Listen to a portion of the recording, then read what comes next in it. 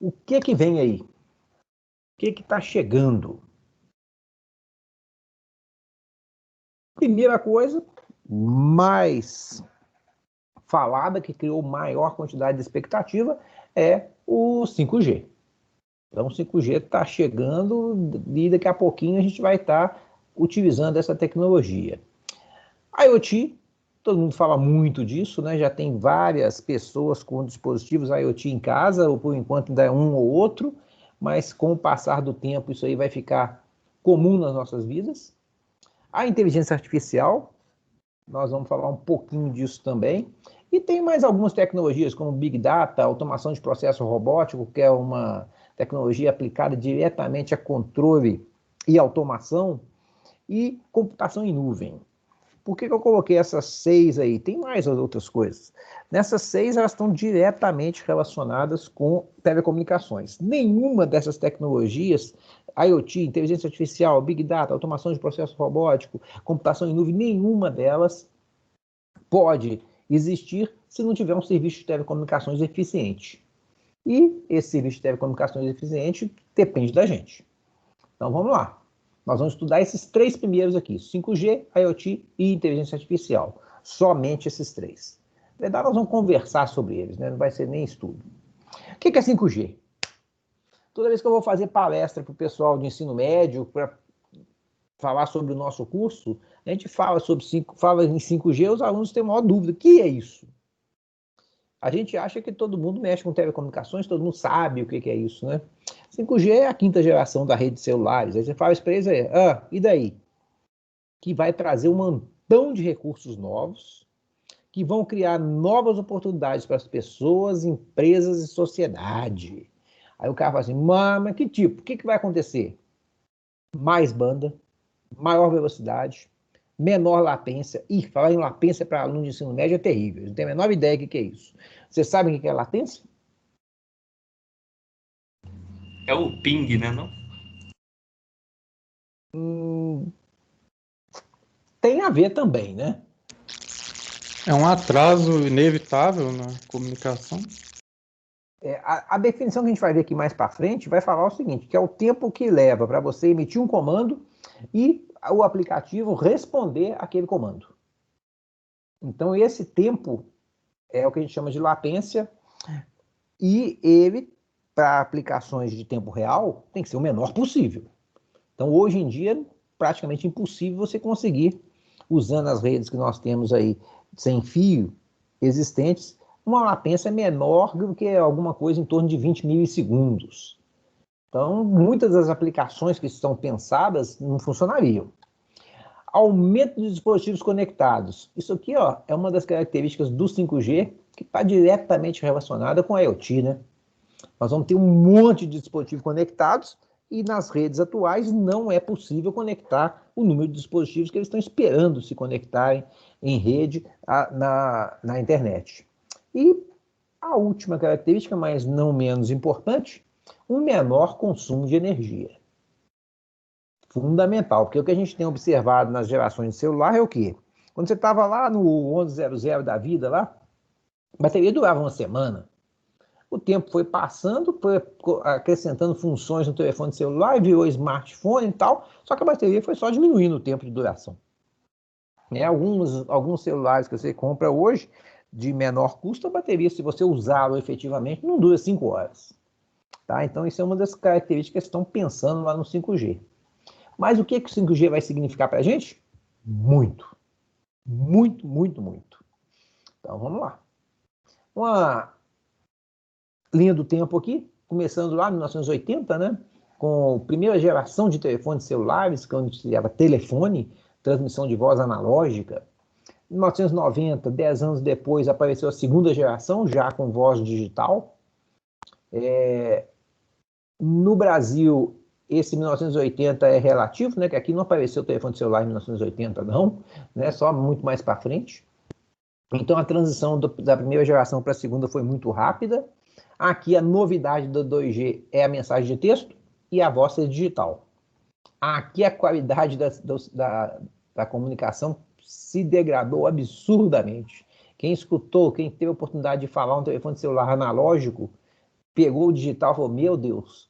Mas a gente acostumou, né? A geração de vocês nunca viu o telefone analógico, então acha bom o que existe lá hoje. Em 2008, mais ou menos, apareceu o 3G, aí surgiram os smartphones, né? Integração de voz com a internet, então você passou a acessar dados na internet, ter aplicativos, aquele tipo de coisa.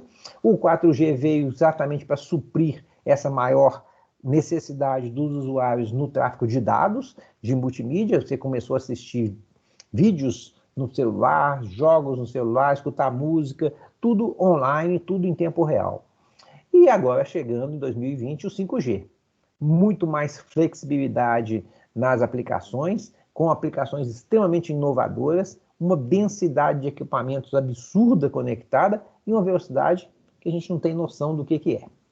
Inclusive, na aula que eu estava dando para o pessoal ontem em visão geral, né, a gente vai chegar numa possibilidade de taxa de transmissão no 5G tão grande que não tem nem aplicação para isso ainda. Mas vai ser semelhante ao fenômeno da fibra ótica.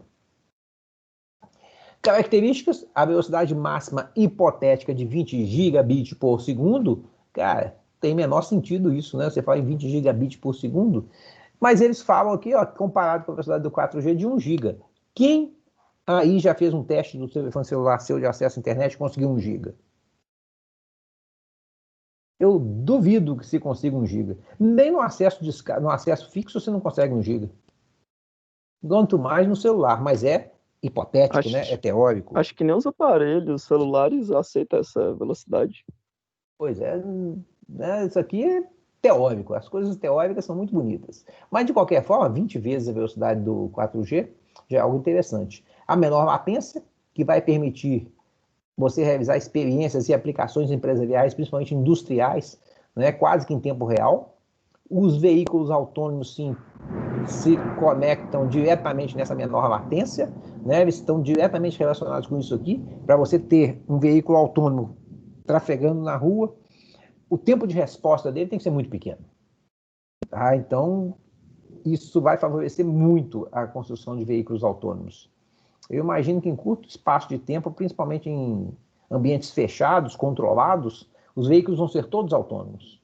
Né? Numa mina, numa fazenda, vai ser tudo autônomo. E as redes 5G têm como grande diferencial é serem virtualizadas. O que é isso? Elas não são baseadas em hardware, elas são baseadas em software.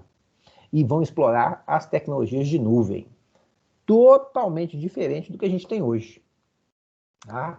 Então essas são as principais características. O Pedrão chegou aí. Principais características que a gente tem. O que está sendo prometido em termos de velocidade? Ultra rápida. Vão transformar a forma como vivemos. A latência, extremamente baixa. Tá? É a medida de resposta da rede móvel a serviço de dados.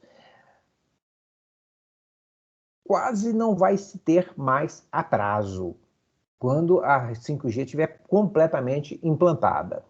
Resiliência, o que é isso? A rede é muito mais robusta para permitir o transporte de dados. Então, você vai garantir uma quantidade absurda de dados com confiança, sem problema de perda de pacotes ou perda de conexão. A conectividade, você vai poder ligar inúmeros objetos e equipamentos e colocá-los a serviço das pessoas. É o IoT funcionando aí. Tá? Então, com isso, as nossas cidades, as nossas casas vão ficar mais seguras e vão ficar mais eficientes também. Né? São as famosas Smart Cities que estão chegando, né? Do Smart Home também, tudo controlado remotamente através de redes sem fios. Comparação do 4G com o 5G, em termos de latência, no 4G nós estamos em 25 a 45 milissegundos, algumas aplicações chegam a 50 milissegundos de latência. No 5G inicial, que está operando hoje, nós já temos entre 10 e 20 milissegundos. Nas aplicações críticas, a gente precisa de ter menos de 5 milissegundos, mas isso só vai acontecer, só vai aparecer quando a gente estiver numa segunda fase, quando a gente vai estar implantando os serviços de muito baixa latência. Então, os valores vão ser inferiores a 5 milissegundos. Velocidade? Pô, depende da frequência que vai utilizar, a gente sabe disso. Por quê? Porque depende da largura de banda que vai ser disponibilizada para cada uma das faixas. A princípio, nós vamos ter a faixa de frequência de 3.000 e 500 MHz ou 3.5 GB. Inclusive, a gente tem uma banda de 100 MHz para transmitir dados, o que vai permitir que velocidades acima de 1 gigabit por segundo. Tá? E podendo chegar a termos de velocidade média de 100 megabits por segundo. Quando a gente fala o pico,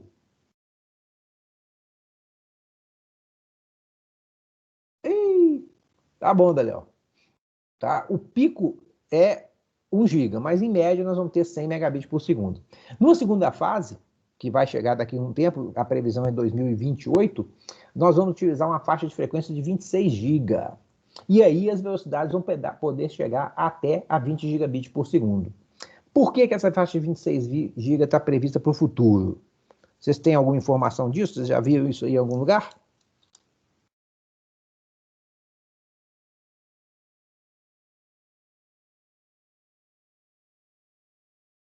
O problema da faixa de 26 GB, gente, é a influência dessa frequência extremamente alta no corpo humano. Não existem estudos relacionados com essa frequência, porque nunca se pensou em utilizar essa faixa de frequência aí no corpo humano. Então, estão sendo feitos estudos para verificar como essa frequência pode interferir no corpo humano. Porque essa frequência já entra na faixa das frequências ionizantes. E frequência ionizante significa que ela pode modificar o DNA das pessoas, pode modificar o DNA das coisas. E isso não é algo tão simples a gente trabalhar. Então, o pessoal está trabalhando em termos de pesquisas na área médica para descobrir se existe alguma interferência dessa frequência no corpo humano, tá certo? Densidade, que é o número de objetos conectados, né? A gente já viu aqui nessa imagem aqui, ó, nós temos uma cidade, né? Tudo conectado aqui, ó. Hoje, a gente tem como requisito da 5G suportar 1 milhão de dispositivos por quilômetro quadrado, o que corresponde a 100 a 1000 vezes o que a gente tem hoje, tá? Hoje nós temos aqui, ó, em torno de 1000 dispositivos por quilômetro quadrado. Mas, de novo, lembrando, né, esse requisito só vai estar disponível na segunda fase da rede 5G, onde nós vamos ter conexões de máquinas massivas. Então, nós vamos ter uma quantidade absurda de equipamentos podendo ser conectados na rede 5G. Isso aqui eu peguei lá da Huawei. Não sei se vocês estão sabendo, eu comentei com vocês, né, do nosso acordo de parceria. Ó que vai cair, hein? Nosso acordo de parceria lá com a Huawei. E eu peguei já essas informações dos cursos que estão disponíveis lá. Se vocês quiserem, isso aqui é uma palestra que eles ofereceram sobre 5G, tá nesse link aqui do YouTube. Então ele compara o 4G, tá bom, Daniel? Ele compara o 4G com o 5G. Então o que temos em termos de velocidade? No 4G em torno de 100 megabits por segundo, né? Não sei se alguém consegue essa taxa aqui também no 4G. Aqui mais de 1 gigabit por segundo. A latência, 50 milissegundos para 1 milissegundo. E as conexões, 10.000 equipamentos por quilômetro quadrado, chegando a 1 milhão de equipamentos por quilômetro quadrado. Então, as aplicações novas do futuro vão poder ser supridas com essa rede 5G que está chegando aí. E eu achei interessantíssimo isso aqui, ó, que esse título que eles deram, né, o 4G muda a vida e o 5G transforma a sociedade. Eu achei isso interessantíssimo, porque realmente o 4G mudou a nossa forma de viver, né? Você está o tempo todo com a cabecinha abaixo, mexendo no celular. O 5G vai mudar a sociedade, porque tudo isso aqui, ó, que está aqui dentro dessa elipse, são situações que você vai passar a vivenciar corriqueiramente. Sapatos conectados na internet, óculos conectados na internet, o relógio já tem, né? Pessoal que faz Cooper, que faz exercício físico, já tem um reloginho conectado. Dispositivos móveis, no normal de hoje, realidade virtual, escritório nas nuvens. Opa, isso aqui tem a ver com o que a gente está fazendo hoje, né? Nós estamos hoje no ensino remoto e as empresas trabalhando no home office, mas isso vai ser muito mais eficiente com o 5G. Sistemas de transporte, os veículos se comunicando entre si, e você vai conseguir saber em tempo real. Então não vai ter mais aquele helicóptero mostrando lá de cima como é que está o trânsito. Cada veículo com a câmera, todos mandando dados em tempo real para um servidor de aplicativo que você vai acessar e vai conseguir ver o que está acontecendo em cada um dos trechos da via que você estiver pretendendo passar. Então, são coisas que a gente fica olhando e fala assim, meu Deus, será que isso vai ser verdade mesmo? Vamos aguardar para ver. O 5G no mundo hoje já é uma realidade, né? Você vê nos Estados Unidos está todo roxinho, a Europa toda roxinha. Aqui na América do Sul nós estamos assim, nível África, né? Um pontinho aqui, um pontinho ali.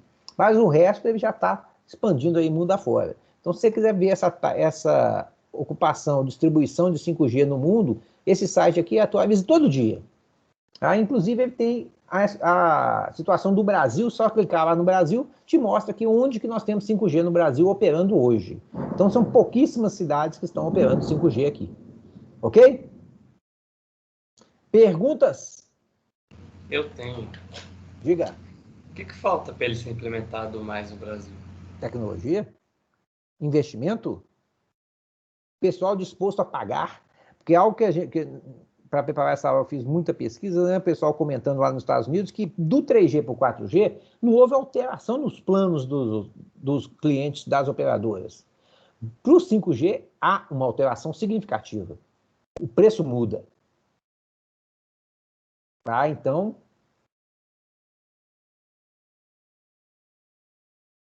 pode, não sei, depende da internet. Então, como o preço muda, no Brasil, o preço está diretamente relacionado com o número de clientes, né? Botou uma coisa muito cara, o brasileiro não paga. Então, isso vai demorar um tempinho ainda, até o pessoal do Brasil se acostumar. E as empresas terem vontade de investir aqui. Porque o Brasil tem esse grande problema do território ser imenso. Né? Se a gente está trabalhando na faixa de 3,5 GB, é uma frequência grande. Então, a propagação dessa frequência é mais difícil. Você tem que ter antenas mais próximas, aumenta o investimento em infraestrutura. Não sei como é que a gente vai fazer isso para um país desse tamanho. Se isso vai chegar nos interiores. Sei lá, algo a ser pensado. Segunda tecnologia, internet das coisas. Por que o IoT muda tudo? Porque nós vamos ter tudo, praticamente tudo, conectado com segurança. Então, eu achei interessantíssima essa frase aqui, ó, que a gente não está nem perto de compreender o potencial do IoT. Nem perto. A gente fica pensando, fala, vou conectar minha lâmpada, vou conectar minha geladeira. Tem alunos da manhã que tem geladeira conectada na internet, o outro tem uma máquina de lavar roupa conectada na internet. Eu falei, bom... E cada dia mais coisas, né? Ih, ó, terrível, hein, Matheus? Afoguei. Tá escutando? Batendo na janela aqui. E cuidado, porque às vezes quebra até o vidro da janela. Internet das coisas, né? A IoT, a abreviatura de Internet das coisas, é uma rede de objetos físicos, que são as coisas que a gente fala. Não, né, Zé Procopio? Porque a frequência é grande. Frequência é grande, não tem, isso aí não tem mágica. Né? Se você tem uma frequência grande, ela sofre influência, interferência gritante das moléculas de água. Nós vamos ter sensores, softwares e outras tecnologias para trocar dados e conectar entre si, tudo usando a internet. Então, nós vamos ter os objetos do dia a dia, todos nossos, os carros, os eletrodomésticos, medidores de temperatura, babás, e comunicação perfeita entre pessoas, processos e coisas. E eu achei essa frase aqui interessantíssima. O IoT não é separado da internet, é uma expansão da internet. Uma forma de fundir de forma inteligente o mundo real e o mundo cibernético. Vai chegar num ponto que a gente não vai saber mais se a gente está tratando de alguma coisa virtual ou alguma coisa real. Tal vai ser a quantidade de informações que vão estar sendo trocadas. Tá? Então, isso aqui é realmente uma das grandes revoluções que estão chegando aí.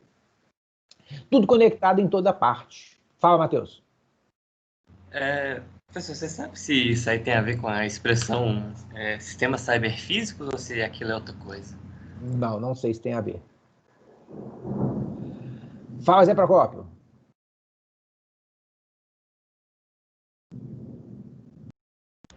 Oi, não tem nada não, Pedro. Ah, Pode não, seguir. você não? Quem tá com a mãozinha? O Lucas! Sou eu. Fala, Lucas! Boa noite. Aqui, uma dúvida que eu fiquei é não se, né? Mas quando que o tráfego vai ficar insustentável? Uma região vai ficar com tanta informação e ondas passando que não vai dar mais para trafegar a informação nessa região. Por isso que estão mudando as frequências. Por isso que estão aumentando muito as faixas de frequências utilizadas. Para sair fora desse tipo de congestionamento de RF, né? Que é um congestionamento gravíssimo. Mas Entendi. já estão pensando nisso aqui. Ó. Em 2025, nós vamos ter 25 bilhões de dispositivos interconectados. Pensando que nós temos 7 bilhões de pessoas, cada pessoa vai ter aí em torno de 4 dispositivos conectados na internet. Sei lá se é muita coisa. Mas você lembrar que metade da população da Terra nunca acessou a internet, né? Começa a ser em torno de 10, quase 10 dispositivos por pessoa. Postes de luz. A gente fez um teste outro dia para uma empresa para usar postes de luz inteligente. O poste teria sensores de presença que ia monitorar se tinha pessoas passando na rua ou não. Então, quando não tivesse pessoa, ele ia diminuir a intensidade da luz. Aparecia alguém e aumentava a intensidade da luz. E um poste conversando com o outro para ver se as pessoas estão andando e vai acendendo a luz à medida que for caminhando na rua de noite. Reduz o consumo de energia e não reduz a segurança das pessoas na rua. Termostatos, medidores elétricos, rastreadores de fitness, né? Isso aqui já tem várias pessoas que usam isso aí, aqueles reloginhos que monitoram o batimento cardíaco, monitoram o tanto que andou, esse tipo de coisa, manda para um servidor na nuvem. Sim. Quem sabe a gente vai voltar a ver as estrelas, né? Não sei. Porque tem o Starlink lá que vai avacalhar um pouquinho esse negócio das estrelas. Bomba d'água, carros, elevadores e até coletes de ginástica, tudo isso conectado. Então são várias coisinhas que a gente fala assim, poxa, mas será que eu preciso disso?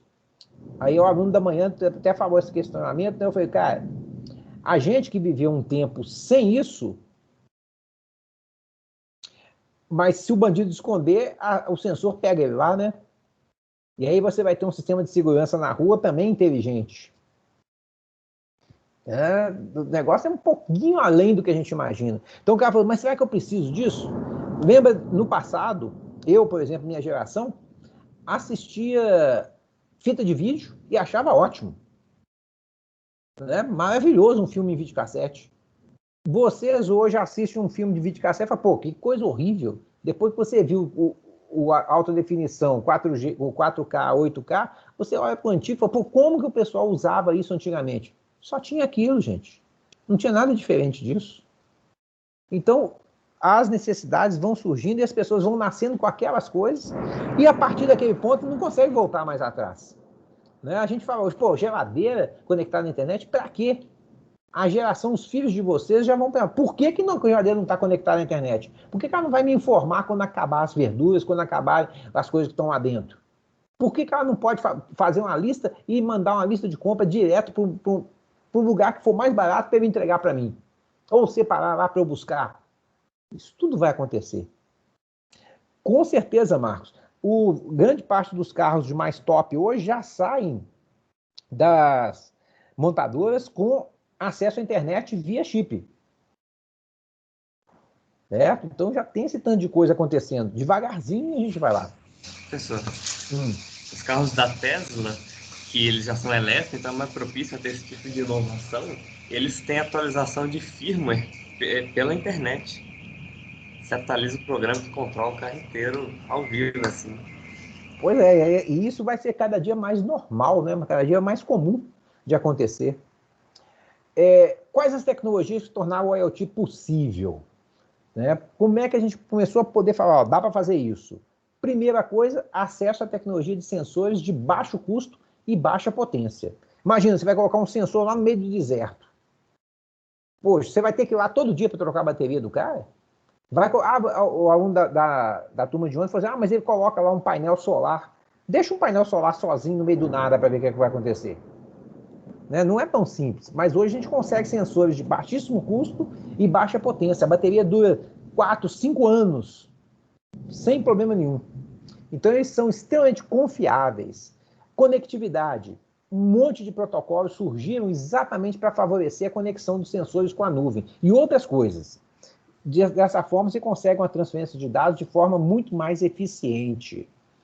Plataformas de processamento em nuvem. O que é isso? Ah, lá, a Daiane já viu da roupa lá. Ó. Ah, lá. Tem um aplicativo de celular para controlar a máquina. Quantas vezes, ô Daiane, eu boto a roupa para lavar de noite, na hora que eu chego em casa, e esqueço de tirar ela da máquina? Então, que a minha ideia é assim, vai lavar, quando ela acabar de lavar, eu vou botar para secar, de manhã está seco. Aí eu esqueço completamente disso. Chega de manhã, tá a roupa lá dentro, meio fedendo mofo.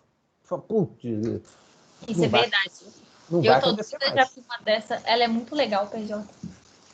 Tem um aluno nosso da manhã que tem essa máquina na casa dele. Mas Você aí tem a também, pessoa Daiane? é outro. Não, ainda não, mas eu estou pesquisando para comprar uma sim. Ô, Diane, você é uma engenheira, abre sua máquina aí, programa ela. Vai dar mais trabalho.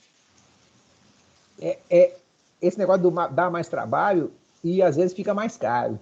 Né? Fica, Eu porque já tem comentei que. com vocês sobre o defeito que deu no monofone do meu interfone aqui em casa. Comentei isso com Acho vocês, que não? não. Não. O monofone estragou, quebrou aquela trava, então ele não desligava. Máquina de lavar roupa. Rafael, máquina de lavar roupa. Mas aí quebrou aquele pininho. Aí eu liguei pro cara que dá manutenção aqui e falou assim: eu troco isso aí para vocês, R$ 50. Eu falei, então pode vir trocar. Aí ele chegou aqui, pô, PJ, mas você não é professor de eletrônica? Você não trocou esse negócio aqui, um negócio bobo desse? Eu falei, cara, eu vou te contar um negócio. A minha hora é mais cara do que a sua. Para eu trocar isso aqui, eu ia ter que ir lá no centro, comprar o negócio, voltar e trocar. Isso eu ia gastar assim 1h30, talvez 2, 3 horas. Você falou que faz por R$ 1.050, cara? Isso é muito menos do que eu ia gastar. Então, mais ou menos Justamente. por aí. E a chance de dar errado é grande. Então é melhor Ah, pagar alguém. quando a coisa é muito simples de fazer e é barato, paga alguém para fazer, é mais fácil. Plataforma de processamento em nuvem. O que é isso? Cara, você não vai mais precisar de ter na sua empresa uma máquina extremamente poderosa para tratar dos seus assuntos. Vai estar tudo na nuvem, você vai contratar o serviço em nuvem. Então os dados vão subir, vão ser processados e vão voltar. Quantas vezes você já faz isso hoje com coisas básicas? Por exemplo, você tem um arquivo em PDF que quer transformar em Word. É tudo online. Você sobe na nuvem e desce. Você quer mudar o formato de um arquivo? Você sobe na nuvem e desce. Quer baixar um arquivo do YouTube? Entra o link lá num site online, ele baixa o arquivo para você, converte em outro formato e você baixa. Então já está funcionando esse tipo de coisa para a gente. A gente está mais devagarzinho. Vai aumentar muito esse processamento em nuvem. Tá? Outra coisa que vai acontecer, tecnologia de machine learning e análise avançada. Machine learning, vocês têm ideia do que é isso? Tem alguma coisa a ver com rede neural? Tem também, tem a ver com rede neural. É como a máquina aprende. Né? Nós vamos falar sobre isso aqui um pouquinho. Nós vamos até dar um exemplo que o pessoal da Huawei deu, que eu achei super interessante, como é que ele decide se é uma coisa ou se é outra. Como é que você faz o aprendizado. Então, o Machine Learning e a análise avançada, juntamente com acesso às quantidades variadas e vastas de dados. Isso aqui, ó, é o telecom da história. Como que você vai conseguir acessar quantidades variadas e vastas de dados rapidamente que estão armazenados na nuvem? Sem um serviço de telecom eficiente e confiável. Imagina, você está numa empresa, tem um robô lá que está precisando saber se aquela peça é a peça tal, a peça X ou a peça Y. Como é que ele vai saber isso? Dependendo da peça, ele vai atuar de um jeito ou de outro. Isso tem que ser rápido para ele. Então ele tem que acessar uma base de dados, processar a informação e falar, opa, é assim que eu vou trabalhar. Tudo isso automático. Então, os dados que são produzidos pelos IoTs, os equipamentos de IoT, também vão subir para a nuvem. Para subir, precisa de telecomunicações. Inteligência artificial conversacional. Já ouviu falar disso aí?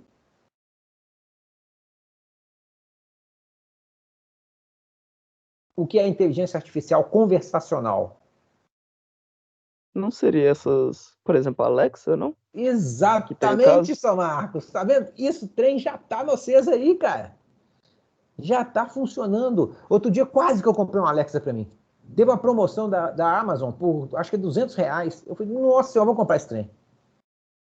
Tô de olho nessa Black Friday. Se tiver uma oferta dela de novo, eu compro. Eu não tenho quase nada conectado aqui, mas quem sabe? Tava metade do preço, PJ. Eu perdi a promoção também. Pois é.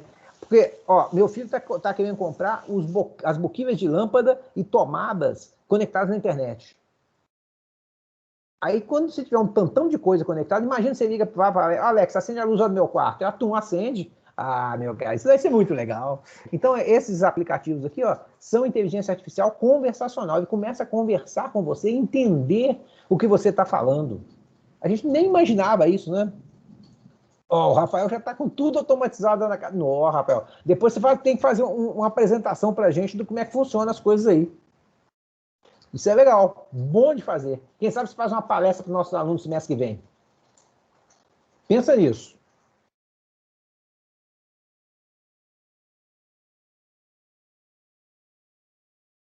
E os protocolos de IoT? Quais são os protocolos que nós vamos ter aqui? São vários. Né? Primeiro, a gente vai usar as Ethernet da vida que a gente tem, os Wi-Fi normal. Só que o Wi-Fi nosso, nós já vimos que tem o Wi-Fi X chegando, né? O Wi-Fi X vai ser outra tecnologia de transmissão de dados. O Bluetooth de baixo consumo também está chegando aí, Bluetooth 5.0. E o 5G, com aquela taxa absurda de dados que nós vamos transmitir. E temos alguns protocolos específicos para IoT. Esse LoRaWAN e Sigfox, você já ouviu falar neles? LoRaWAN já, o negócio é distância cabulosa, né? E o Sigfox também já ouviu, né? Eu botei dois para não ficar só um, para a gente não falar só de um, porque eles são concorrentes entre si. Tá? Para a gente falar, PJ está falando de uma coisa. Não, duas coisinhas aqui.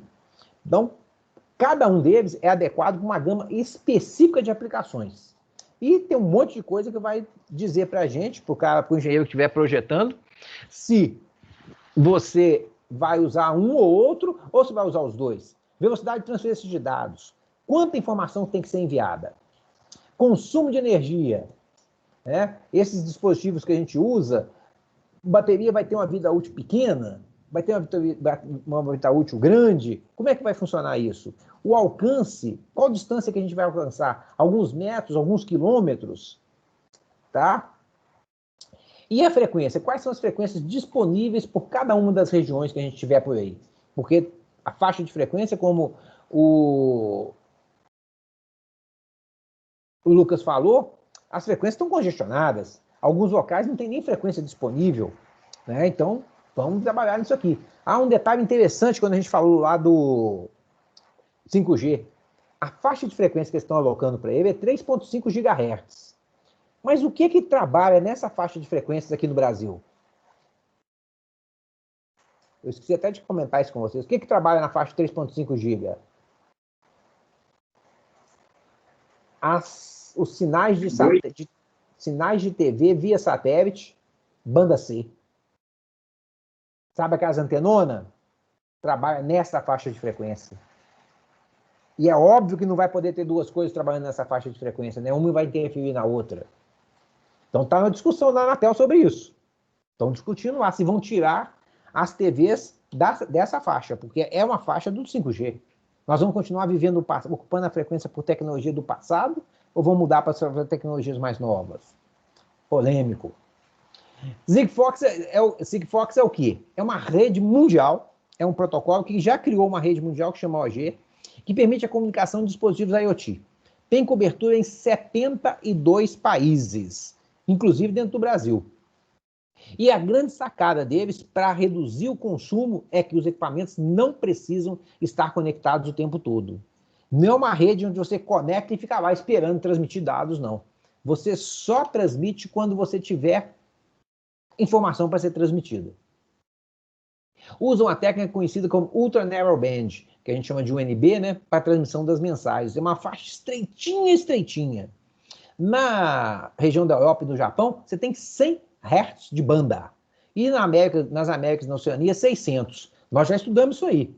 Qual que é a relação que tem da banda com a taxa?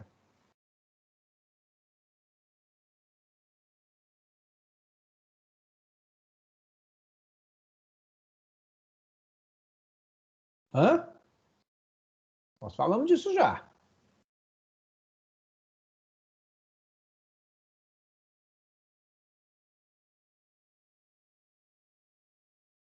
Quanto maior a banda, maior a taxa que eu consigo atingir. Quanto menor, menor a taxa. Olha a bandinha aqui, 600 Hz, cara. Se você fizer aquela continha de Nike direto aqui, né, vai dar 1.2 kilobits por segundo. Nós estávamos falando de 20 GB. E como é que você fala que essa tecnologia é a tecnologia do futuro? Voltando lá atrás, cada tecnologia tem a sua aplicação específica, certo? Nas regiões lá da Europa e Japão, transmite 100 bits por segundo. E aqui, ó, 600 bits por segundo. Tranquilinho, tranquilinho. Devagarzinho, devagarzinho. Por isso que o negócio fica confiável. Então, essa tecnologia tem o uso excelente da potência disponível e os dispositivos vão se comunicar por longas distâncias. Segundo eles informam, de forma confiável, mesmo se tiver interferências e ruídos no meio do caminho. Será verdade? A faixa de frequência depende da região. Na Europa, nós estamos usando de 868 a 868.2 MHz. E no resto do mundo, de 902 a 928 MHz. Depende da legislação de cada país, você tem uma frequência um pouquinho diferente da outra. E essas frequências são frequências nas quais você não precisa de autorização para utilizar. São frequências sem regulamentação. Então, essa rede OG da Sigfox opera em bandas não licenciadas, certo? Como a banda é não licenciada, isso faz com que os dispositivos possam enviar seus dados para a nuvem usando pouquíssima energia, porque eles não precisam ficar conectados, e a um custo muito baixo. Você não paga para usar as frequências. Cada país tem uma configuração diferente e nós temos o mundo dividido em 7 grandes zonas geográficas. Vai de RC1 a RC7. O Brasil está junto com o Canadá, com o México, com Porto Rico e com os Estados Unidos na RC2. É uma região na qual nós estamos aqui, ó, do verdinho. É o RC2. Outros países da América do Sul estão no RC4 e alguns outros países no RC6. Tá? Nessa nossa zona geográfica aqui, a nossa frequência central de downlink é 905.2 MHz e a frequência de uplink 902.2 MHz. Nós estamos falando de taxa de dados, tanto de uplink quanto de downlink, de 600 bits por segundo. Certo? E a potência dos transmissores de 24 dBm.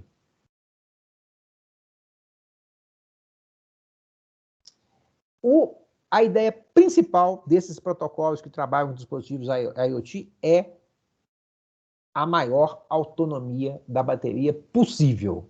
Por isso, as mensagens que são transmitidas são extremamente pequenas. Então, no Sigfox, a mensagem vai de 0 a 12 bytes. E aí tem essa pergunta aí, é pouco? O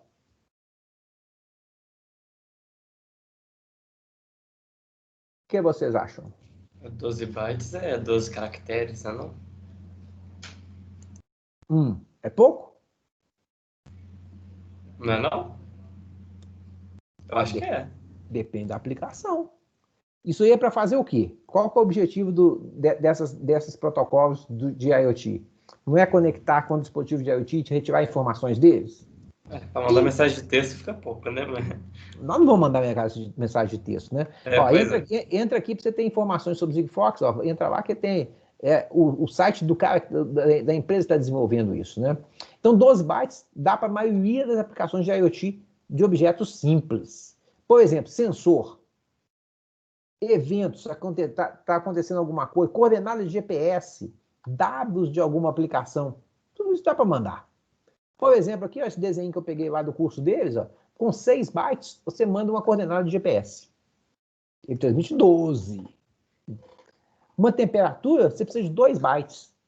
Uma temperatura com confiabilidade. Uma velocidade de um automóvel, 2 bytes.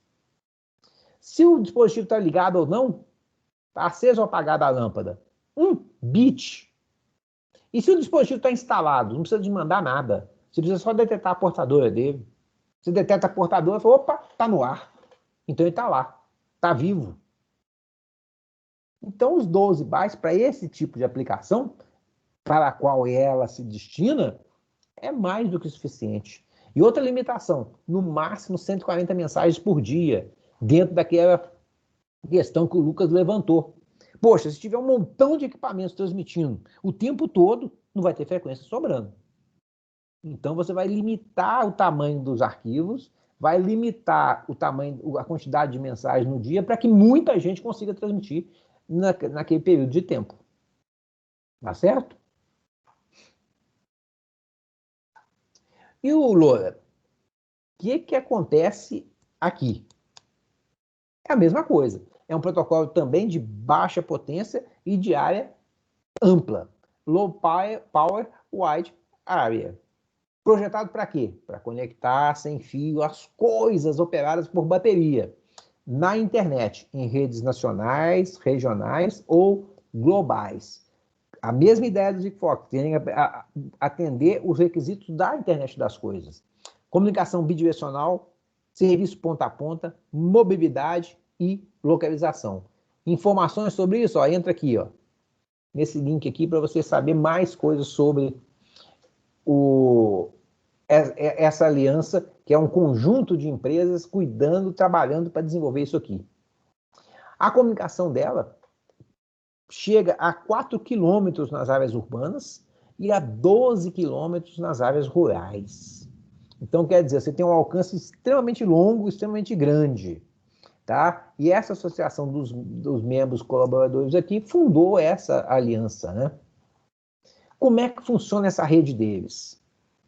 É uma rede na qual você tem, no nível mais baixo da rede, os end devices, que são os diversos dispositivos conectados a gateways, que nada mais são do que equipamentos que vão transformar esses sinaizinhos de RF aqui em sinais de dados, em pacotinhos IP, para serem transmitidos para os servidores de rede, que estão interfaceando quem? O servidor de aplicação. Então, a aplicação está lá em cima, na camada lá em cima, e ela recebe as informações dos diversos sensores, dos diversos end devices que tiver aqui, e trata essas informações que eles receberem. Ontem o pessoal achou muito engraçado o boi aqui, a vaquinha, ter um sensor. Mas tem um aluno lá que a família é criadora de gado, então ele falou que hoje já é comum nas fazendas você ter dispositivos eletrônicos nos diversos animais do seu rebanho que monitoram para onde que o boi está indo, como é que está a situação daquilo lá. Então você faz um rastreio do seu rebanho todos remotamente. Então essas coisas, apesar de parecerem futuro, estão entrando devagarzinho na vida da gente. Certo? O que é o endpoint ou end device? São os módulos, né? São os elementos básicos da rede, são os sensores de movimento, de temperatura, de ligado, desligado, o leitor de consumo de energia, de água, de gás, tudo esse tipo de coisa, né? De localização no carro numa frota. E as informações que eles geram vão para o gateway, que a gente já comentou com vocês, que interfaceia com o servidor de rede, converte o pacotinho de RF em pacotinho IP e vice-versa, né? Porque às vezes você quer mandar um comando também para o seu sensor. Então você vai mandar o comando na direção de downlink. O servidor de rede gerencia as informações enviadas pelo gateway e a aplicação é onde realmente está aquele programa que está cuidando de gerenciar o conjunto de sensores ou de end devices conectados a ele. Certo? Dúvidas nisso aí? Estrutura bem simplesinha, né? E como o alcance é de 3 a 4 quilômetros, você não vai precisar de quantidade absurda de antenas. Nessa aliança, eles criaram 3 classes de dispositivos, onde se você quer uma bateria grande, que dure muito tempo, a latência vai ser grande. Se você quer uma latência pequena, a bateria vai durar pouco. Então, dentro dessas 3 classes, você vai jogando entre duração de bateria e latência. Na classe A, menor consumo possível de energia. Os dispositivos são sempre bidirecionais, são sensores. E quem inicia a transmissão é sempre o dispositivo final. Então, o sensor vai mandar a informação para o servidor de aplicação, e aí sim o servidor de aplicação pode mandar alguma informação para ele. Não é previsto nessa classe que o servidor de aplicação tome a iniciativa de enviar algum comando para o sensor. Ele tem que esperar receber uma informação do sensor, e aí sim ele tem a oportunidade de mandar algum comando para lá, certo? Então, como ela depende da vontade do sensor de mandar alguma coisa, ela é totalmente assíncrono. Imagina que fosse um sensor de umidade, onde vai mandar alguma informação quando a umidade mudar significativamente. Então, começou a chover, opa, começou a chover. Manda a informação que começou a chover. Aí parou de chover, manda a informação que parou de chover. Agora ficou sem chover um tempão, não manda nada. Não tem nada para ser enviado, porque não está chovendo, não houve alteração. A comunicação é bidimensional, né? Eu já falei com vocês, a recepção é só após a transmissão. Então, o downlink sempre segue um uplink e o usuário vai programar no aplicativo quanto tempo vai acontecer isso aqui. De quanto em quanto tempo, qual vai ser a periodicidade da transmissão. Não tem requisito nenhum de rede para ativação periódica. Ou seja, você pode ficar lá um ano sem mandar nada e quando você mandar, você vai ser conectado na rede. E isso aqui é ideal para quê, então? Para que você tenha dispositivos que operem com consumo de energia extremamente reduzido. Dispositivos em classe A, já operacionais hoje, têm baterias que duram de 5 a 10 anos. Imagine, 5 a 10 anos sem trocar a bateria e o sensor lá instalado. Ok? Na classe B, já são dispositivos do tipo atuadores, onde você tem uma latência do downlink programável. Nesse caso, esses dispositivos são sincronizados com a rede, eles não ficam em stand-by, não. De tempos em tempos, a rede passa uma varredura, passa um feixe, falando, quem está aí? E aí, eles têm que receber essa informação. Isso faz com que eles tenham um consumo adicional de energia. Então, o consumo deles já é maior do que o consumo dos equipamentos que operam em classe A, mas, em compensação, eles estão mais conectados e a latência vai ficar muito menor, porque ele sabe que ele está lá, certo? E temos os dispositivos classe C, que é o que tem a menor latência possível. Por quê? Porque o dispositivo está sempre conectado. Então, ele está sempre pronto a receber do gateway informações. Isso faz com que você consiga mandar comandos sem receber alguma coisa, certo? Mas para fazer isso, você vai ter que ter um consumo adicional de energia, porque ele está sempre conectado, ele está consumindo energia. Isso faz com que esse tipo de dispositivo não possa ser alimentado somente com baterias. Ele tem que ter uma ligação à rede primária de energia, que são as energias que estão disponíveis normalmente aí. Não é apropriado para operação com baterias. E como ele está sempre conectado, ele não tem latência praticamente nenhuma. Assim que ele receber um comando, como é que está a temperatura aí? Ele responde na mesma hora. Tá certo? Então, esse classe C tem a menor latência, em compensação, o maior consumo de energia. E um detalhe interessante, que todos os módulos, quer seja classe A, B, quer seja classe B ou classe C, eles operam também em classe A. Então, você pode configurar seu módulo para operar em classe A. Daquela forma, na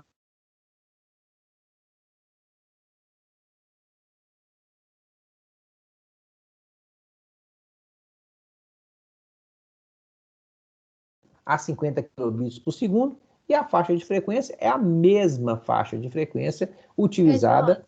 Oi. Eu acho que o áudio cortou, não sei se foi só para mim. Não, para mim também. Deu um pico sim, aqui sim. Então, voltando aqui. Cortou dessa aqui para frente? Na verdade, voltou na hora que você mostrou esse slide. Ó. Essa parte aqui, você chegava a ver? Que todos os módulos devem operar em classe A? Quer seja Isso, classe sim. B ou classe C? Então, volta para cá. A taxa de transmissão de 300 bits por segundo a 50 kilobits por segundo. Então, essa taxa aqui é parecida, né, com aquela taxa do Sigfox. A faixa de frequência é a mesma usada lá, que é aquela faixa de frequência na qual você não tem regulamentação para ela. Você vai usar canais de uplink e canais de downlink dentro dessa faixa que é disponível, sem precisar de participar de um leilão de concessão de frequências. Algo que o Lucas deve estar preocupado é a quantidade de equipamentos trabalhando nessa faixa de frequências, né? Porque se a gente falar que no 5G você vai poder ter 1 milhão de equipamentos por quilômetro quadrado, imagina todos os equipamentos conectados nessa faixa de frequência aí. Então, o tempo de transmissão tem que ser extremamente pequeno e os dados muito curtinhos para que não haja congestionamento da faixa. A cobertura a nível mundial dessa rede deles está em 162 países, tá? Você tem 148 operadores de rede LoRaWAN. No Brasil, nós temos um operador deles, certo? Saber informações sobre ele, entra aqui no LoRaWalliance.org e você vai ter bastante informação sobre esse assunto. Perguntas? Então, vamos para o último tópico dessas tendências das telecomunicações, que é inteligência artificial, que está na moda hoje, né? Haja visto o que aconteceu na apuração das eleições no domingo. Então, o que é inteligência artificial? A definição de inteligência artificial são sistemas ou máquinas que imitam a inteligência humana para executar tarefas e podem se aprimorar iterativamente com base nas informações que coletam. Informações que coletam por meio de quê? De dispositivos de telecomunicações.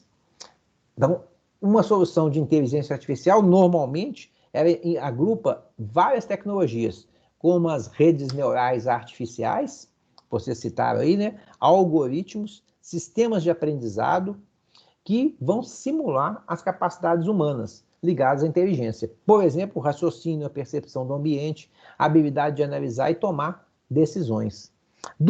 Na eleição de domingo, teve um problema gravíssimo de inteligência artificial, né, que postergou, demorou, atrasou a apuração das eleições. Vocês chegaram a ler alguma coisa sobre isso?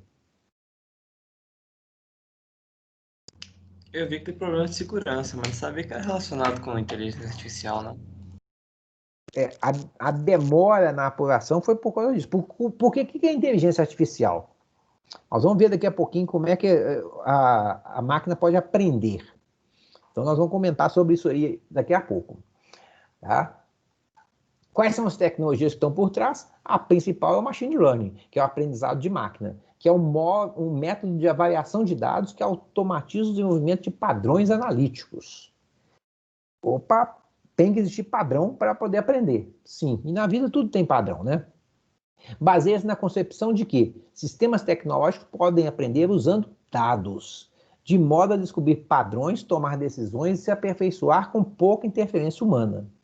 E esse aí fundamentalmente é o princípio do machine learning. Então, eles podem melhorar a realização de uma atividade ao longo do tempo, sem que as pessoas precisem interferir nisso. A aprendizagem profunda, que a gente chama de deep learning, é um tipo especial de machine learning. E envolve as redes neurais artificiais com várias camadas de abstração. Então, nós vamos falar um pouquinho dessas redes neurais artificiais, que é para entender como é que a máquina aprende. Então, ele vai reconhecer padrões e aplicativos de classificação, sempre com base num conjunto de dados. Então, esses dados têm que estar disponíveis para que ele consiga fazer o seu aprendizado. Então, o processo ocorre entre suas camadas de neurônios matemáticos. E a informação é transmitida de uma camada de neurônio para outra camada de neurônio. Então, a camada anterior de neurônio é a entrada da camada posterior de neurônio. Falando assim parece complicado, mas se você entrar aqui, ó, nessa série de slides que eu peguei lá do curso da Huawei, é até fácil da gente compreender. Então, rede neural artificial é o quê? São neurônios artificiais interconectados, parecidíssimos com o cérebro humano, onde a gente tem os neurônios e um neurônio se conecta com outro neurônio através de uma ligação que a gente chama de como? Como é que chama a ligação dos neurônios?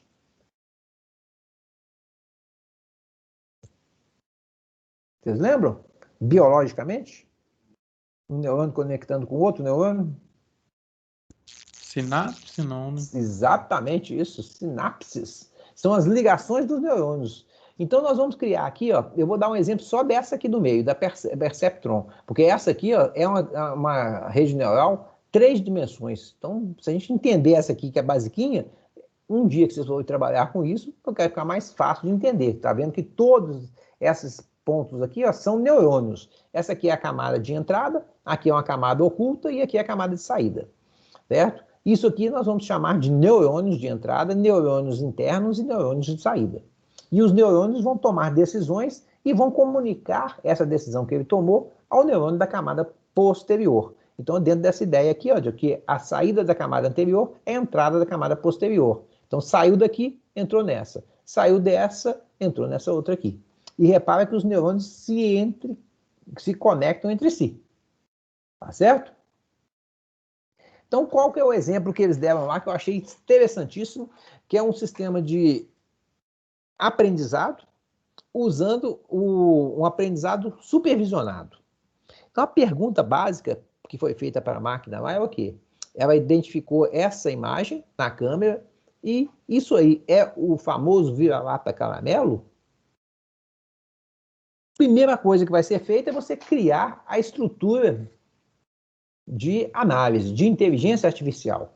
Então, você cria aqui os diversos neurônios. Nós colocamos aqui 5 neurônios de entrada, 2 neurônios da camada oculta e 1 neurônio da camada de saída. E aí, o que acontece? Cada neurônio vai se encarregar de um pedaço dessa imagem que chegou e vai analisar esse pedacinho. E essa informação, a análise que ele fizer, o resultado da análise, ele vai enviar para o neurônio posterior. Esse aqui vai juntar essas 3 análises que foram feitas aqui, né, dando esse pedaço do cachorro aqui, e vai enviar para o outro neurônio, que é o neurônio de saída. Ok? Entendeu a estrutura da rede neural artificial aqui? Cada neurônio analisando um pedacinho, as análises vão ser concentradas num outro neurônio que vai juntar tudo e vai enviar lá para a saída para ser tomada a decisão final aqui. Isso vai ser feito com base numa análise que chama sigmoide. O que quer dizer? Ele vai fazer a análise e vai dar notas para essa análise que ele fez. Entre 0 e meio, ele não concorda que isso aqui seja parte do vira-lata caramelo. Entre meio e 1, ele vai concordar que isso aqui faz parte do vira-lata caramelo. Mas quanto mais próximo de 1 tiver, mais certeza ele tem. Quanto mais próximo de 0 tiver, menos certeza ele tem. Tá certo? Então, inicialmente, ele não tem nenhuma informação sobre o vira-lata caramelo. O que vai acontecer, então? Ele vai chutar valores para a análise que ele fez. Então, ele chuta aqui valores sempre menor que meio. Por quê? Ele não tem base nenhuma para tomar decisão e falar, eu não vou falar que é. Para mim, não é. Eu não tem como avaliar isso. O exemplo que o pessoal gosta de dar isso aí é uma criança que não aprendeu nada ainda, está começando está crescendo ainda. Quando ela vê o vira-lata caramelo pela primeira vez, ela não vai saber que é o vira-lata caramelo. Ela não tem base nenhuma para fazer essa afirmativa. É a mesma coisa da máquina. E é a mesma coisa que ocorreu com o supercomputador da Oracle lá no Tribunal Superior Eleitoral. O computador tinha uma tecnologia de inteligência artificial. Então, ele tinha capacidade de aprender, com base nos dados que estavam lá, qual que seria a melhor forma de otimizar a contagem dos votos para emitir o resultado da forma mais rápida possível. Só que o computador chegou lá em agosto e ninguém fez teste dessa parte. Ou seja, ele não tinha nenhum dado para poder fazer o cálculo, para fazer a análise, para tomar uma decisão qual que seria a forma mais rápida. As bases de dados estavam vazias. E aí começou a chegar a quantidade de dados de uma vez. O computador não teve tempo de analisar isso. Ele não tinha base para analisar. Então foi ficando lentinho. Foi ficando cada vez mais lento a apuração dos votos que foram enviados lá para o TSE. Então tem até um comunicado do TSE explicando mais ou menos isso aí, né? Falando que como não tinha nenhum dado anterior carregado na base de dados dele, ele não tinha como tomar nenhuma decisão. Então ele ia fazendo mais devagar, parecidíssimo com isso aqui, ó. Eu não sei se é o cachorro, eu vou dar nota ruim. Então, a camada oculta, o que ela vai fazer com essas notas ruins que foram recebidas aqui, menor que meio? Obviamente, a conclusão da camada oculta vai ser menor que meio também, certo? E mais, a camada oculta vai dar peso para cada uma das análises que foram feitas.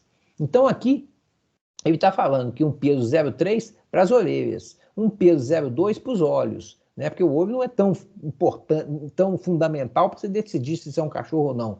E o nariz, um peso 0,5. Somando as análises que foram feitas com os pesos que ele deu, ele vai chegar à conclusão de 0,33, não é vira-lata caramelo. Aqui embaixo, pior ainda, ó, ele deu pesos também para as patinhas e para o corpo do cachorro. Então, com base nisso, chegou à conclusão que não é vira-lata caramelo. 0,33, 0,44 para o neurônio de saída, o que ele vai falar? Ele vai falar para você, poxa, não é vira-lata caramelo. Olha a minha nota, 0,3. Tem certeza que isso aqui não é um vira-lata caramelo. E solta essa informação. O que acontece?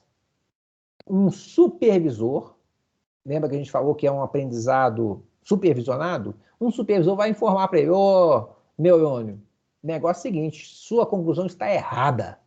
Então ele recebe essa informação e aí vai ocorrer um processo chamado Backward Error Propagation. O que é isso? Ele vai informando para os neurônios anteriores que a informação que eles tinham está errada. Eles estavam errados nessa informação. Então ele informa para cá que estava errado, esse aqui informa para os anteriores que estava errado. E, além disso, eu vou carregar alguns dados a mais. Vou carregar algumas fotos diferentes de cachorro vira-lata caramelo. Certo? Então agora eu vou ter uma base de dados de diferentes origens que vão me subsidiar na análise das diversas partes da foto que eu tiver recebido, se é vira-lata caramelo ou não. Certo? Então vamos lá. Então o que vai acontecer aqui? Com base nessas fotos, nas informações que ele recebeu adicional e nessa informação de que estava errado, o que acontece? Ele vai começar a analisar de novo. Então, as orelhinhas dele, opa, 0,6. Parece muito com vira-lata caramelo. Os olhos, muito parecido. O nariz, então, nem se fala. As patinhas, parece, mas não sei. E o corpo, cara, só com o corpo aqui, parece. Tá bom, vou dar mais de meio, mas bem pertinho do meio. Dando os pesos, a conclusão que o neurônio oculto chegou, 0,79, 0,66, a besta aparecendo aqui, ó. Os dois vêm para o neurônio de saída e fala, opa, é vira-lata caramelo. Com 0,7. Quer dizer, ele tem poucos dados ainda, pouca confiança de que é um vira-lata caramelo, mas ele já acerta a resposta dele. Então, a resposta é sim e está correto. Ok? Para testar, o que o pessoal vai fazer, então? Vai colocar uma foto de outro objeto, de uma outra criatura. Então, ele coloca um tigre lá e pergunta para o dispositivo que está aprendendo. Isso aí é um vira-lata caramelo? Ele vai consultar a base de dados dele aqui, ó, a pontuação. Pô, esse olho aqui jamais vai ser de vira-lata caramelo. Eu tenho certeza que não é. Nem essas orelhas. Agora, o nariz, sei lá, tá? Patinhas e corpo, longe de vira-lata caramelo. Com 0,15, ele informa que não é. Quer dizer o quê? Ele já está apto a identificar o vira-lata caramelo. Tranquilo? Entender o princípio do aprendizado de máquina? Para fazer isso, você tem uma supervisão e você tem que municiar essa máquina com uma base de dados muito grande para que ele possa tirar informações desses dados que estão sendo subsidiados para ele. Então você vai entrar com uma quantidade de informação imensa. E isso aí tem tudo a ver com a subida dos dados dos diversos equipamentos de IoT que vão estar espalhados pelo mundo afora. Processamento de linguagem natural. O que é isso? Já ouviu falar? É poder processar a nossa linguagem. Poder fazer algum processamento em cima dela, né? Exatamente. É fazer com que a máquina haja como ser humano. Ela consegue entender a linguagem humana. Entender o contexto da coisa. Tá? retirar informações de um texto que eu passar para ela, desenvolver resumos. E a partir disso aí, cara, ela consegue compor textos partindo dos dados obtidos pelos computadores. Exemplo interessante que o pessoal comentou. Imagina que você pegue toda a obra do Paulo Coelho e dê para uma máquina ler. Então ela vai ler e vai entender o estilo do Paulo Coelho. E aí você passa para ela e fala assim, agora eu quero que você escreva um texto utilizando o estilo do Paulo Coelho. Como se fosse ele. Ela vai escrever e você, externamente, vai achar que é o Paulo Coelho que está escrevendo. Perigosíssimo, hein, gente? Isso aqui, esse processamento de linguagem natural, se vocês tiverem a oportunidade de entrar no G1, o mapa com o resultado das apurações da eleição foi criado usando processamento de linguagem natural. Então já está essa coisa sendo usada aí ao redor da gente aí. O próprio Google Tradutor usa isso. Exatamente. Ele tem que entender qual que é o sentido da coisa, né? Não só isso, tem muitas linguagens que ele aprende só com o input de dados da linguagem. Ele aprende as regras gramaticais e tudo. Eu imagino daqui a um tempo a gente não vai precisar aprender línguas mais, né? A gente vai ter alguma coisa no ouvido que vai falando para a gente o que o outro estiver falando e traduzindo em tempo real. Então isso aqui hoje está sendo usado muito para atendimento ao consumidor. Então aqueles autoatendimento que existem quando você liga para algum serviço de atendimento, já usa esse processamento de linguagem natural, limitado, é verdade, mas está cada dia mais natural, tá?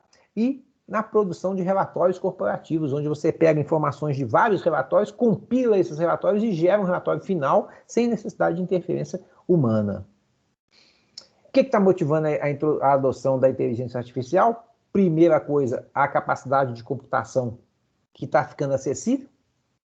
Por que está ficando acessível? Porque está sendo realizado na nuvem. As empresas não precisam adquirir computadores extremamente poderosos, né? Isso aí pode ser acessado facilmente da nuvem. Para isso, a gente precisa de um serviço de telecomunicações eficiente. Grandes volumes de dados que estão sendo disponíveis para treinamento. Então, a inteligência artificial precisa ser treinada. Sem treinamento, ela não consegue funcionar. Né? E precisa de muitos dados, então esses dados também vão ter que ser facilmente acessíveis através de algum serviço de telecomunicações. E a vantagem extremamente competitiva quando você consegue implantar isso na sua empresa. Né? Nas minhas pesquisas aí, um dado referente aos Estados Unidos, que 75% das empresas americanas estão investindo muito dinheiro no desenvolvimento de inteligência artificial no seu processo produtivo e no seu relacionamento com o cliente. Então, isso é algo que, com certeza, vai ser implantado em curto espaço de tempo. Agora, conversar com a máquina é dureza, né, gente? Eu ainda acho dificílimo. Para que ela precise ser implantada, tem que coletar muitos dados, tá? Quanto mais dados eu tiver, maior a precisão das informações que vão ser geradas pela inteligência artificial. E a solução é o Big Data, né? Que é o Big Data que você está colocando informações na nuvem. As nossas redes sociais já fazem esse armazenamento de informações, né? São dezenas, milhares, centenas de informações e podem ser usadas para o bem, como podem ser usadas para o mal. Como a gente viu lá naquela empresa, na eleição americana, que direcionava para as pessoas certas algumas mensagens, algumas reportagens, de acordo com o que a pessoa imaginava que seria verdade. Né? Foi a época áurea das fake news da vida. E esses dados vão ser importantes para gerar os insights, né? Que vão ser usados nas soluções de inteligência artificial. Os equipamentos de IoT são uma fonte natural de dados para criar esse Big Data aí. Certo? A inteligência artificial é uma das tecnologias que encabeçam o que a gente chama de quarta revolução industrial, que é a indústria 4.0. Não é a indústria 4.0, é essa indústria que vai surgir agora, que você vai poder ter todos os seus equipamentos lá conectados e inteligentes. Uma pergunta que o pessoal da turma de ontem fez é como vão ficar as pessoas que realizam atividades menos intelectuais. A minha resposta foi que a mesma situação ocorreu na primeira Revolução Industrial, né? Quando você colocou os teares que existiam, que eram todos manuais, para serem operados por meio de máquinas a vapor, qual foi a reação dos trabalhadores daquela época? Vocês se lembram disso, da história, não? O ludismo, tacar fogo nas máquinas? Exatamente. Eles invadiram aquelas fábricas, botaram fogo em tudo, porque nós vamos perder nosso emprego. É a mesma situação que vai ocorrer. Os empregos não vão... Esse tipo de emprego desaparece, mas vão surgir outros empregos em outras áreas, dentro daquilo que os palestrantes que vêm por aí falam que mais da metade dos empregos daqui a 10 anos ainda não existem hoje. Então vão surgir novos empregos que provavelmente vão ocupar essas pessoas. Aqui em Belo Horizonte a gente vê aí o pessoal discutindo até hoje se deve ter trocador em ônibus ou não. É algo que no mundo não existe mais há muito tempo. Não faz o menor sentido trocador dentro do ônibus. Assim como não faz o menor sentido a pessoa pagar com dinheiro no ônibus. Isso no mundo não existe mais. Inclusive nas maiores cidades do mundo, quando você paga em dinheiro, existe até a possibilidade de você pagar em dinheiro. Só que o preço é o dobro do preço que seria se você usasse o cartão. Isso favorece a pessoa a não utilizar o dinheiro. Então, a inteligência artificial vai receber os dados dos dispositivos IoT, tá? Que vão municiar essa imensa base de dados. Aplicações na indústria 4.0, monitoramento dos robôs, onde você vai aprimorar os processos que estão sendo realizados, vai, por meio de inteligência artificial, ver os gargalos e reduzir os erros gerados pelos robôs. Isso por quê? Porque tudo vai estar monitorado remotamente por meio de sensores, câmeras e equipamentos de telemetria, que vão estar analisando o que está acontecendo naquele ambiente da sua indústria. E, automaticamente, sem a necessidade de intervenção humana, vai tomar a melhor decisão para resolver ou para melhorar o processo produtivo. A manutenção preditiva é outra importantíssima. Hoje você manda as pessoas ir lá ver como é que está o equipamento. Aqui você vai ter equipamentos, vai ter sensores de nível, de ruído, de pressão, câmeras monitorando os equipamentos, inclusive drones, que é algo que está sendo muito utilizado para a manutenção preditiva de linhas de transmissão. Você coloca um drone voando em cima da linha de transmissão que vai monitorando, vendo como é que está a qualidade da linha, como é que está a parte de baixo da linha, e ele aciona automaticamente as equipes para dar a manutenção preditiva, evitando que ocorra algum problema que vai parar a linha de produção. Então você antecipa o problema utilizando inteligência artificial. Essa melhora nas simulações eu achei fantástico, porque você, por meio dessas informações todas que você coleta, você consegue criar um ambiente totalmente virtual que simule a sua empresa. E aí, quando você quiser fazer alguma alteração nessa empresa, você faz primeiro no ambiente virtual.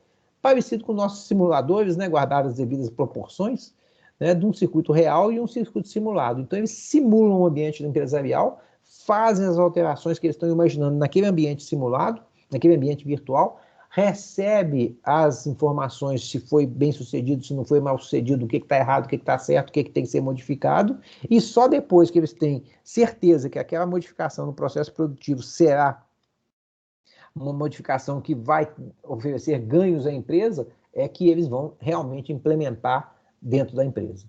Ou seja, reduz absurdamente o custo e evita que modificações radicais produzam resultados inesperados que podem produzir prejuízos imensos.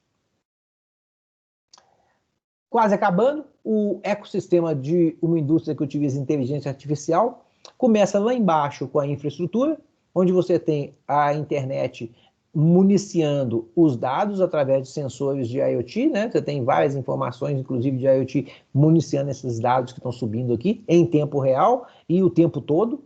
Tem servidores com processadores de alta performance, é uma infraestrutura necessária que vai se basear no cloud computing, na computação em nuvem.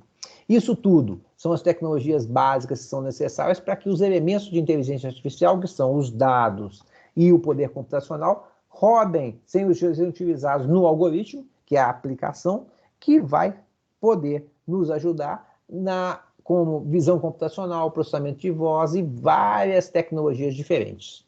Essas tecnologias vão ser utilizadas ou vão municiar as aplicações de inteligência artificial em todas as áreas que nós temos na nossa vida. Então, finanças, medicina, segurança, entretenimento, educação, vendas, agricultura e etc. Algo que eu achei interessante lá que o pessoal comentou é quem é assinante aí do Netflix, às vezes você recebe uma propaganda de uma determinada série com um formato adequado àquilo que você gosta. Já o seu vizinho recebe da mesma série a propaganda, aquele cartaz inicial, com outro tipo de formatação, de acordo com o gosto pessoal dele. Então você vai adequando as informações que estão sendo entregues às pessoas de acordo com o gosto pessoal delas. Isso aí, os sociólogos acham que é extremamente pernicioso para a humanidade. E, de certo ponto de vista, né? Você sempre vai receber aquilo que você gosta.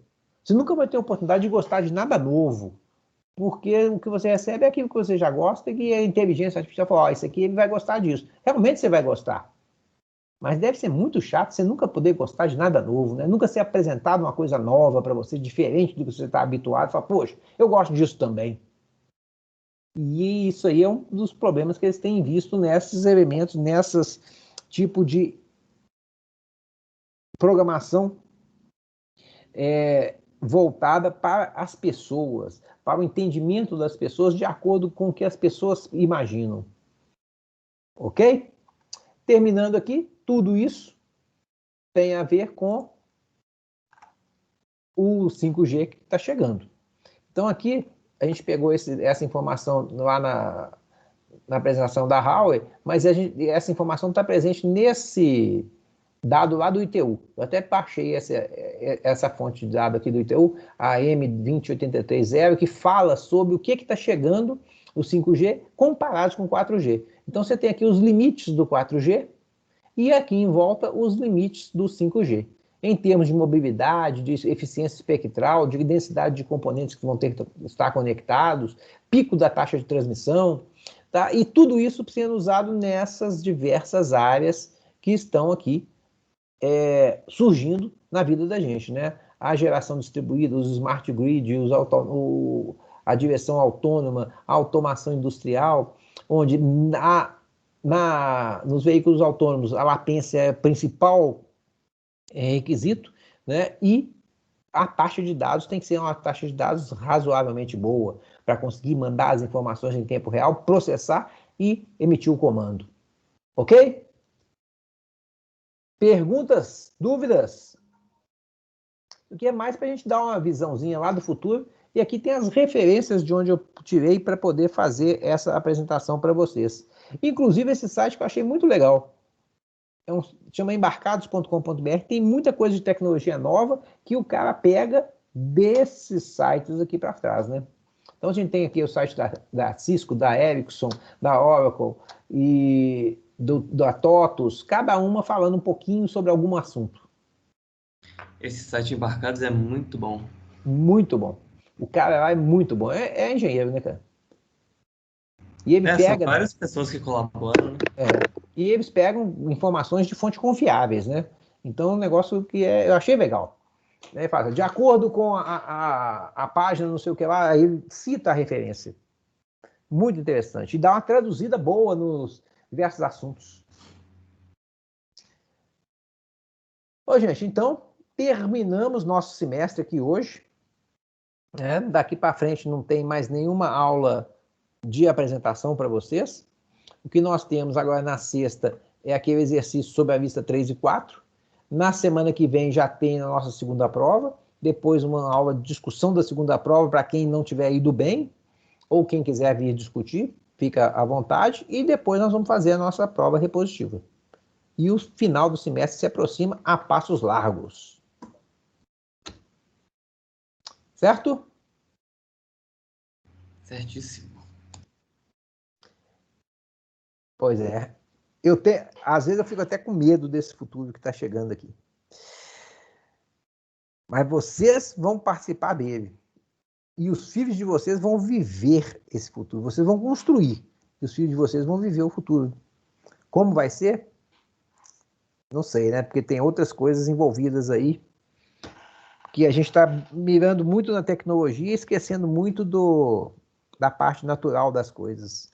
Esquecendo muito do meio ambiente, deixando isso para depois. E não existe tecnologia sem meio ambiente. Não existe, a Terra é uma só. Eu ouvi uma frase que eu achei sensacional. A Terra é o lugar onde moramos, não existe plano B. Eu achei isso show demais. Então, se a gente